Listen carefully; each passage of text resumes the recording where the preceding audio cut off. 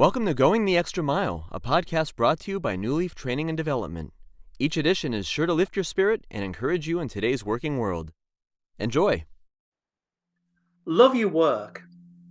I keep hearing people refer to February as the month of love. I'm left wondering if this means the other 11 are not months of love. What if we only loved our loved ones 1 month of the year or 8.3% of the time? I wonder how that relationship would go. Relating this to the world of work, have you noticed very few people seem to love their work? Likewise, have you observed that very few people seem to go the extra mile in their service to colleagues and customers? What a rare commodity it is to see leaders focused on serving others rather than being so self-serving. It is indeed so rare, it's perhaps 8.3% of the time. I heard it said once that most employees will do just enough to not get fired, and most employers will pay just enough to not have people quit. As sad as that is, I've actually found it to be so true. You and I can tell as consumers or co-workers when the person we're interacting with is giving just 8.3% effort. What would it take to really love your work? And I believe it necessitates a different way of thinking about work. Very few people bounce out of bed on a Monday excited about the working week ahead. But why? Well, deep down in our DNA, we know that we're meant to work, and we also know that work can be toilsome.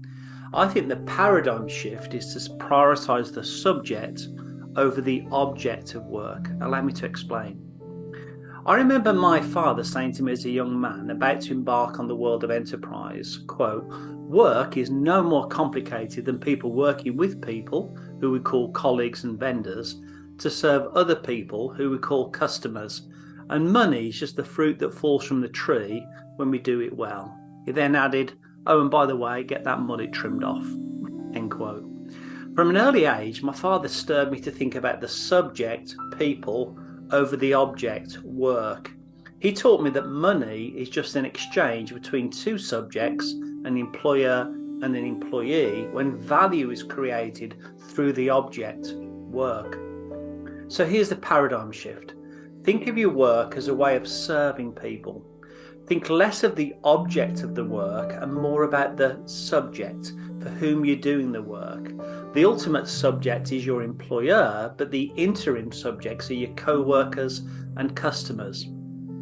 Have some fun with this over the days and weeks ahead.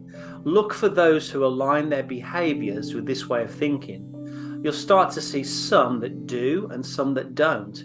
Pay attention in the grocery store, at the dental office, in the mechanic shop, at a restaurant, hey, even on a customer service line. If you ever get to actually speak with a real subject, you'll be able to tell when someone sincerely wants to be of service to you. You're the subject that they're focusing on solely with all of their soul. Conversely, you'll be able to spot those who see you as an inconvenient barrier between them and their clock watching. I picked up a phrase from someone that once went, "Like your work, love your family and friends." For many years I lived by and I like that phrase. We all know stories of workaholics who wore themselves out at work and saw families and friendships disintegrate as a result. We all know of people who inappropriately love people at work and marriages broke down because of that infidelity. As time has passed, I can see that it is indeed possible to love people at work, so much so that our work can actually be love made visible. Customers and co-workers can tell that you truly care about them, and that's a form of love that won't wear you out or cause you to stumble. What if every month was the month of love? Imagine what that extra 91.7% of effort could do for a country, an economy, and most importantly for the subject you've been gifted the honour to be of service to. I hope you found that short story useful, and if you did, feel free to rate, review, and share this podcast. We'll be back next week with another episode, and we also invite you to check out our other weekly podcast, Take 5, an inspiring interview with a leader worth listening to. Bye for now.